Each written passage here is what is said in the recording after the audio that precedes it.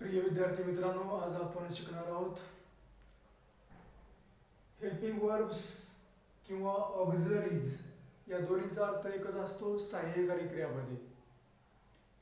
तर एकदम महत्त्वाचा असा विषय आहे, एकदम महत्त्वाचा टॉपिक आहे.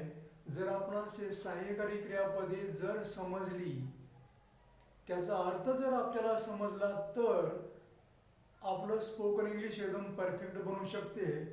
आणि आज आपण शिकतोय बेसिक स्पोकन लेसन नंबर 6. याच्यामध्ये आपण शिकतोय सहाय्यकारी क्रियापदे.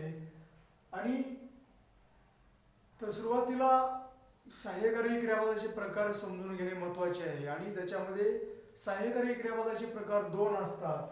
तर याच्यामध्ये आहे प्रायमरी ऑक्झिलरीज. हेल्पिंग वर्ब किंवा ऑक्झिलरी याचा अर्थ सहाय्यकारी क्रियापदेच असा होतो. त्यामुळे सहाय्यकारी क्रियापदाचे प्रकार दोन आहेत. प्रायमरी ऑक्झिलरीज म्हणजे प्राथमिक सहाय्यकारी क्रियापदे, आणि प्रकार दुसरा आहे मॉडल ऑक्झिलरीज म्हणजे दृष्टिकोन दर्शक सहाय्यकारी क्रियापदे. तर आता आपण प्राथमिक सहाय्यकारी क्रियापदाची व्याख्या बघूया. जी सहाय्यकारी क्रियापदे जी सहाय्यकारी क्रियापदे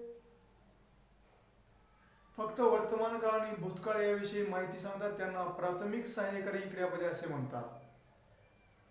म्हणजे पुन्हा एकदा, जी सहाय्यकारी क्रियापदे फक्त वर्तमान काळ आणि भूतकाळ याविषयी माहिती सांगतात त्यांना प्राथमिक सहाय्यकारी क्रियापदे असे म्हणतात.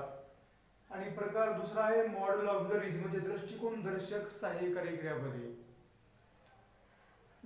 जी सहाय्यकारी क्रियापदे आपले स्वतःचे मत, स्वतःची भावना, स्वतःचा दृष्टिकोन स्वतःच व्यक्त करू शकतात, किंवा त्यांना अर्थ व्यक्त करण्यासाठी वाक्याच्या इतर भागाची आवश्यकता जास्त भासत नाही, त्यांना दृष्टिकोन दर्शक सहाय्यकारी क्रियापदे असे म्हणतात.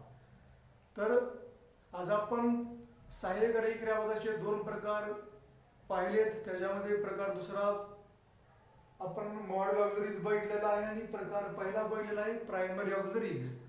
तर मित्रांनो, हा एकदम महत्त्वाचा टॉपिक आहे. जर तुम्हाला हा टॉपिक आवडला असेल, नाविन्यपूर्ण वाटला असेल, तर तुम्ही हा व्हिडिओ शेअर करा, सपोर्ट करा, सहकार्य करा आणि कमेंट करा. याच्यामध्ये काही दुरुस्ती असेल तर मला तुम्ही कमेंट करून सांगा. धन्यवाद.